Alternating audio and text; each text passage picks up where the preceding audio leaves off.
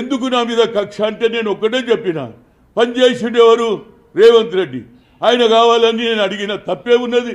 నిజంగా కష్టపడ్డా లేదా, పార్టీని బలోపేతం చేసినా లేదా, హెలికాప్టర్లో ఆయన తిరిగితే నేను కార్లో తిరిగిన అన్ని దగ్గరికి, అది కూడా వేణుగోపాల్ గారు చెప్తే.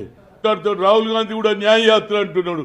మన పార్టీలోనే మరి అన్యాయం జరుగుతుంటే దాని మీద కూడా రాహుల్ గాంధీ గారు గమనించాలి, తప్పనిసరిగా న్యాయం చేయాలి. రేపు జరగబోయే మరి సిసి మీటింగ్లో తప్పనిసరిగా నా పేరు వస్తే నేను తప్పనిసరిగా గెలుస్తాం.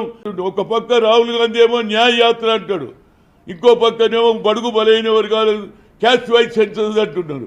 ఎన్ని రోజులండి బడుగు బలైన వర్గాలు పైకి రావాలంటే కేవలం ఇందిరాగాంధీ ఆ ఆలోచనతో ఈయన రాహుల్ గాంధీ గారు ఆలోచన చేస్తుంటే ఇక్కడనేమో పెరిగినటువంటి వాడు యావత్ భారతదేశంలో ఎవరినన్ను అడగండి, యూపీఓ బీహార్ఓ హర్యానావో ఎక్కడ పోయినా హనుమంతరావు అంటే తెలియని వాడు లేడు. అలాంటి వ్యక్తికి నాడు మరి టికెట్ ఇస్తే తప్పనిసరిగా నేను నిజంగా కూడా చెప్పాలంటే బట్టి విక్రమార్క ఈ స్థాయికి రావడానికి నేను నా పుస్తకంలో రాశా.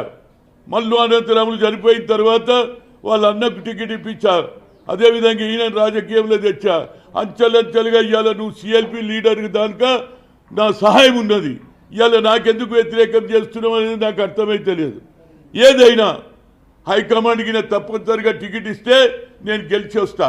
ఎందుకంటే నాకు ఒక ఆలోచన ఉన్నది, రాజీవ్ ఆలోచనను ఇంప్లిమెంట్ చేయాలి, ఖమ్మంలో గిరిజన ప్రాంతాన్ని అభివృద్ధి చేయాలని ఆలోచన ఉన్నది. కాబట్టి నేను అడుగుతున్నా, రేపు జరగబోయే దాంట్లో ఖమ్మం నేను తప్పనిసరిగా గెలుస్తాను. అక్కడ ప్రజలే అడుగుతున్నారు రా ఇవాళ బీసీలు. ఎందుకంటే 4 సీట్లు రిజర్వేషన్ పోయినాయి, 3 జనరల్ ఉంటే 3 కూడా మీరు అప్పర్ క్లాస్కి ఇచ్చారు.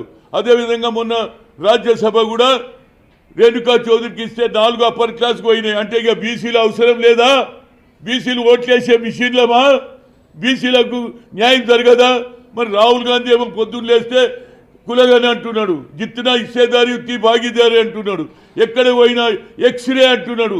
వాళ్ళ స్థితిగతులు చూసి 50% దాటినా పర్వాలే, we come to the power, we conduct caste wise census, జిత్తునా ఇచ్చేదారి ఉత్తి భాగీదారి అంటుంటే ఇవాళ బడుగు బలైన వర్గాలతో పేరు తెచ్చుకున్నటువంటి వ్యక్తి నేను ఎంతోమందికి సాయం చేసినానండి.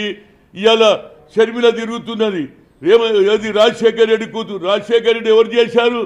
నేను చేసిన పిసిసి ప్రెసిడెంట్గా. 30 మంది ఎంపీలు వ్యతిరేకం చేశారు, వాళ్ళ నాయన మర్డరర్ అన్నారు.